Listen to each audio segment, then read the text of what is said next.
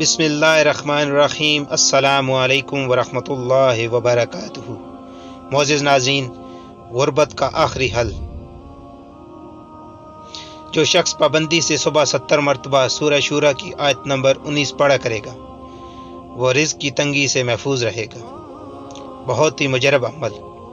اللہ لطیف بعباد یرزق من یشاء وهو القوی العزیز۔ The person reciting this supplication daily in the morning for 70 times, he will be blessed with purpose living. This is a certified and useful practice.